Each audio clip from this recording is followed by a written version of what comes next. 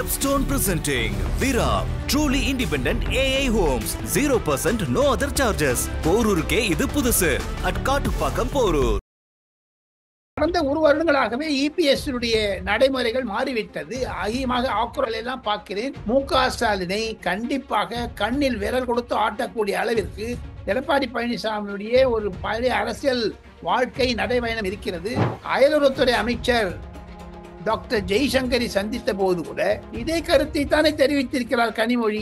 அவனும் தவறாக சொல்லவில்லையே, அன்புதான் மொழி என்று சொல்லுகிறார். அது திராவிட முன்னேற்ற கழக எம்பிக்களுக்கும் எம்எல்ஏக்களுக்கும் ஒரு புகைச்சலாக இருந்தாலும் எரிச்சலாக இருந்தாலும்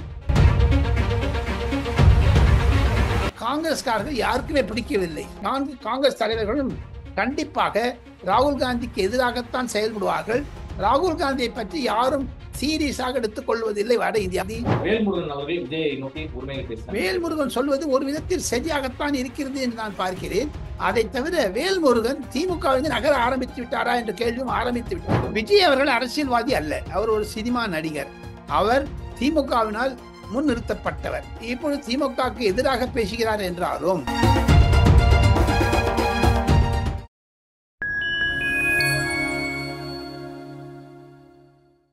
மீடியா நேயர்களுக்கு வணக்கம். நான் உங்கள் செங்குவன். நம்ம சிறப்பு நிகழ்ச்சியில் நம்மோடு இருக்கிறார் மதிப்பிற்குரிய மூத்த பத்திரிகையாளர் திரு டெல்லி ராஜகோபாலன் அவர்கள். வணக்கம் சார். நமஸ்காரம் குகன். நமஸ்காரம். தமிழ்நாடு முதலமைச்சர் ஸ்டாலின் அவர்கள் தொடர்ந்து பூச்சாண்டி காட்டும் வேலையைத்தான் செய்கிறார் அப்படிங்கிற ரீதியில குறிப்பிட்டு கடுமையான விமர்சனத்தை முன்வைத்திருக்கிறார் சட்டமன்ற எதிர்கட்சி தலைவர் எடப்பாடி பழனிசாமி அவர்கள்.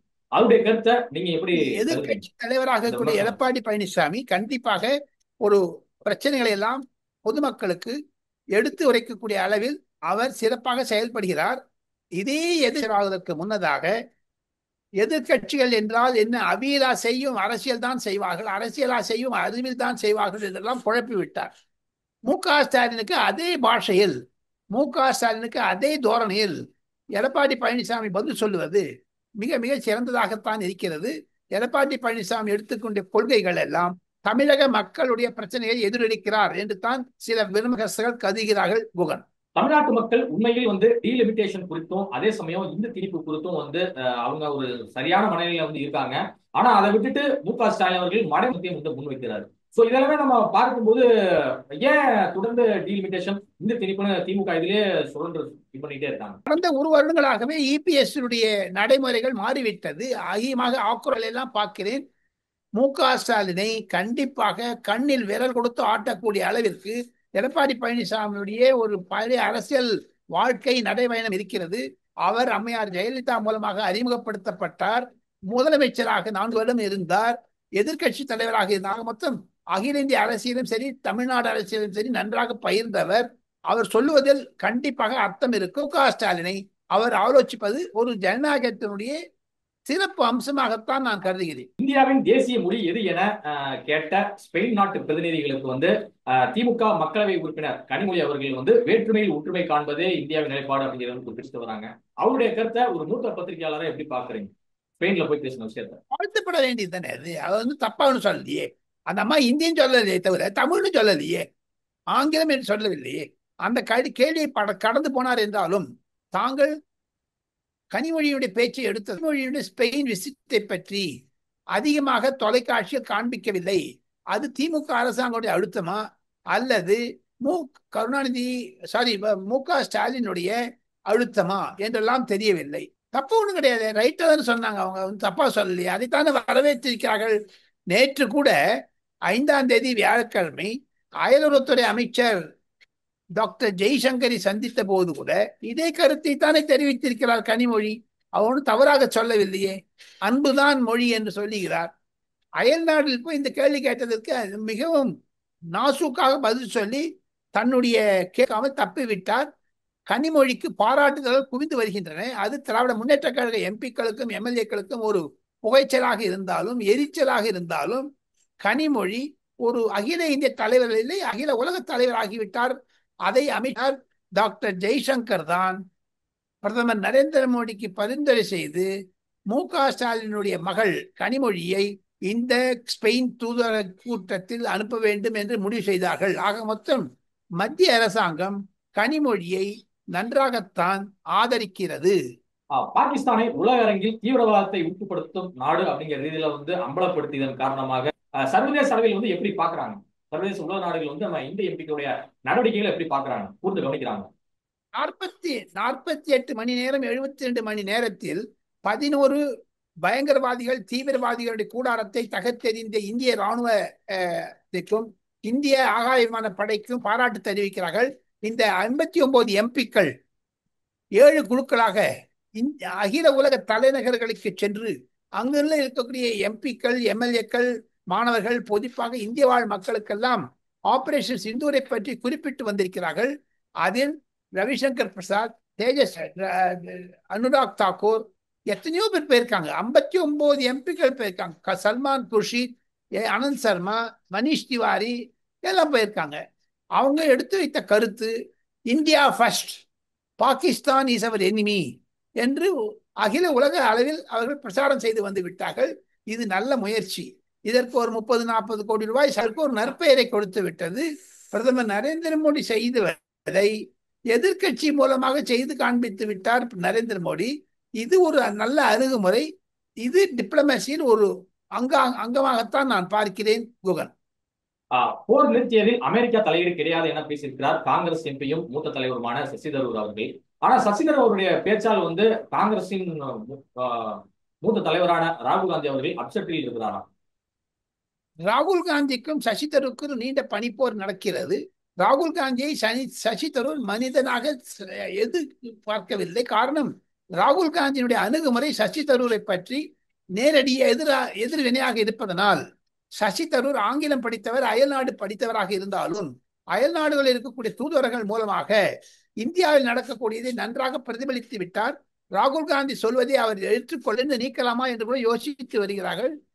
சசி தரூர் கூடிய விரைவில் டோகாஸ்ட் நோட்டீஸ், கவன தீர்மானம் கொடுப்பார்கள், கட்சியிலிருந்து ஏன் நீக்கக்கூடாது என்று. இன்று மாலை அவர் அமெரிக்க துணை ஜனாதிபதி JD வைன்ஸை சந்தித்து விட்டு வருகிறார். ஒரு மாபெரும் வெற்றி. காங்கிரஸ்காரர்கள் யாருக்குமே பிடிக்கவில்லை. காங்கிரஸ் சார்பாக சென்றிருந்த மனிஷ் திவாரி, ஆனந்த் சர்மா, சல்மான் குர்ஷித் போன்ற 4 எம்பிக்களும் 4 காங்கிரஸ் தலைவர்களும் கண்டிப்பாக ராகுல் காந்திக்கு எதிராகத்தான் செயல்படுவார்கள். ராகுல் காந்தியை பற்றி யாரும் சீரியஸாக எடுத்துக் கொள்வதில்லை. வட இந்தியா ஒரு சனாதனத்திற்கு விரோதமாக, ராமர் கோவிலுக்கு விரோதமாக, பாகிஸ்தானுக்கும் சைனாவுக்கும் ஆதரவாக, இந்தியாவிற்கு எதிராக ஜார்ஜ் சோரேஸ் பணம் வாங்கிவிட்டார் என்று அனுராக் தாக்கூர், நிதிஷ் குமார் போன்றவர்களும் பொதுக்கூட்டத்தில் பேசுவதை தவிர ஏக்நாத் ஷிண்டேனுடைய மகன் ஸ்ரீகாந்த் ஷிண்டேயும் அனுராக் தாக்கூர் எம்பியும் ராகுல் காந்தி தாக்க ஆரம்பித்து விட்டார்கள். காங்கிரஸ் வட இந்தியாவில் மரணம் அடைந்து விட்டது என்பதைத்தான் பிரைம் டைம் மீடியா நியூயர்களுக்கு குகன் மூலமாக சொல்லிக் கொள்கிறேன். விஜயை கூட்டணி கட்சி தலைவர்களை வைத்து திமுக தலைமை வந்து இது மாதிரியான ஒரு அவதூறுகளை வந்து பரவ விடுதா அப்படிங்கிற கேள்வி வந்து சமூக வலைதளங்கள் ஆரம்பிச்சிருக்காங்க. நீங்க எப்படி பாக்குறீங்க? இந்த வேல்முருகன் அவர்கள் விஜயை நோக்கி உரிமைகள் பேசுறாங்க. வேல்முருகன் சொல்வது ஒரு விதத்தில் சரியாகத்தான் இருக்கிறது என்று நான் பார்க்கிறேன். அதை தவிர வேல்முருகன் திமுகவிலிருந்து நகர ஆரம்பித்து விட்டாரா என்ற கேள்வியும் ஆரம்பித்து விட்டார்கள். அவர்களுக்கும் டிவிகே என்ற பெயர் தான், இவருக்கும் டிவிகே என்ற பெயர் தான்.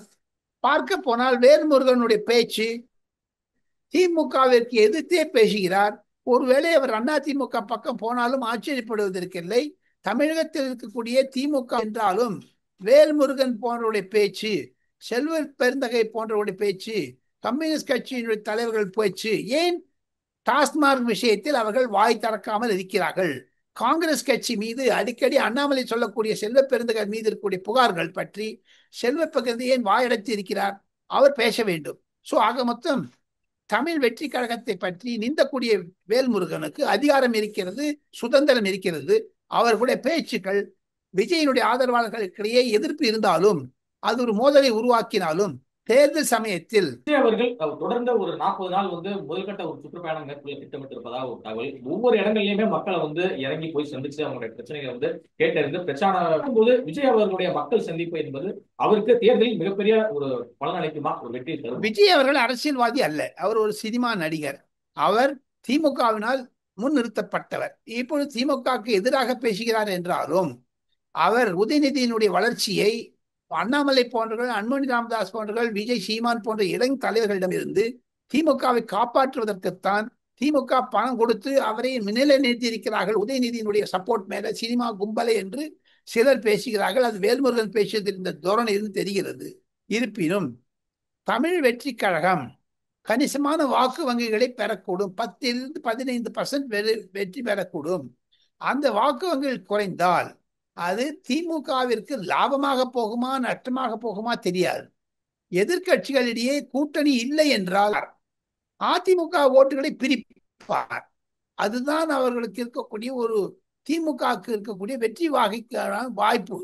டோட்டலா பார்க்க போனீங்கன்னா தான் இருக்குமோ என்ற ஒரு அச்சம் கூட வர ஆரம்பித்து விட்டது அவருடைய கேள்விகள் பதில்கள் மூலமாக. கமல் அவர்களுடைய இந்த கன்னடம் குறித்த பேச்சுக்கு வந்து சமூக செயற்பாட்டாளரும் நடிகருமான பிரகாஷ்ராஜ் அவர்கள் ஏன் வந்து இன்னும் பேசாம இருக்கிறாரு? உங்களுடைய பதில் என்ன சார்? பிரகாஷ் ராஜை பத்தி வந்து ஆன்டி தமிழ் பட்டியல் நடித்திருந்தாலும் அவர் தமிழுக்கு விரோதமானவர், இந்துக்களுக்கு விரோதமானவர், கம்யூனிஸ்ட் மார்க்சிஸ்ட் கட்சியினுடைய கொள்கைகளை பரப்பக்கூடியவர். இருப்பினும் பிரகாஷ் ராஜை பற்றி தாங்கள் ஏன் குறிப்பிடுகிறீர்கள்? மு.க. ஸ்டாலின் ஏன் வாய் திறக்கவில்லை? ஏன் ராகுல் காந்தி வாய் திறக்கவில்லை? கர்நாடகாவில் இருந்த ஒரு பிரச்சனைகளுக்கெல்லாம் கன்னட மொழியை பற்றி பேசி ஏளனமாக எதற்காக சொல்ல வேண்டும்? தங்களுக்கு சுதந்திரம் இருந்தால் கூட கர்நாடகா ஹைகோர்ட் கேட்ட மாதிரி மிஸ்டர் கமல்ஹாசன் அதிக பிரசங்கித்தனமாக பேசியிருப்பது தவறு. அவருடைய வியாபாரத்திற்காக பேசுகிறாரா என்று தெரியவில்லை. இனி அவர் உலக நாயகனாக இல்லாவிட்டாலும் உலர் நாயகனாகிவிட்டார். அவரை வைத்து பார்த்தால் கண்டிப்பாக தமிழ் பற்றிய அவர் கருத்து வரவேற்கத்தக்கதாக இருந்தாலும் தமிழ் வெற்றி கழகம் போன்ற கட்சிகள் கமல்ஹாசனுக்கு எதிராக இருக்கிறது. பிரகாஷ் ராஜை பற்றி தாங்கள் கேட்டீர்கள். தமிழகத்தில் இருக்கக்கூடிய தலைவர்களை ஏன் வாயெடுத்திருக்கிறார்கள்? ஏன் ராகுல் காந்தி வாயெடுத்திருக்கிறார்? அதை பற்றி பேச வேண்டுமே. திமுக தரப்பில் வந்து என்ன சொல்றாங்கன்னா பாஜகவுடைய பி டீம் தான் வந்து விஜய் அப்படின்னு குறிப்பிடுறாங்க. 2026 பாஜக கூட்டணியில் நிச்சயமாக விஜய் வந்து வருவார், அதுல போய் ஐக்கியமாவார் அப்படிங்கிற இதுல திமுக தரப்பில் நிறைய சொல்லப்பட்டு வருது. உங்களுடைய பார்வை என்ன சார்? அப்படி இருந்து நடக்க வாய்ப்பு இருக்கா? தமிழகத்தில் பாரதிய ஜனதா கட்சியை பற்றி எல்லா கட்சிகளும் பேச ஆரம்பித்து விட்டது. கடந்த 5 ஆண்டுகளாக அது பேசாது இருப்பது தமிழகத்தில் மத்திய அரசாங்கத்தில் 11 வருடங்கள் நரேந்திர மோடி ஆட்சி புரிந்ததனால் தமிழகத்திற்கு நல்ல 2 லட்சம் கோடி ரூபாய் அளவிற்கு அவர் உதவி செய்ததாலும் அண்ணாமலையுடைய எண்மண் மக்கள் யாத்திரை மூலமாகவும் அண்ணாமலையுடைய பாப்புலாரிட்டி மூலமாகவும் தமிழகத்தில் பாஜக வளர்ந்திருக்கிறது.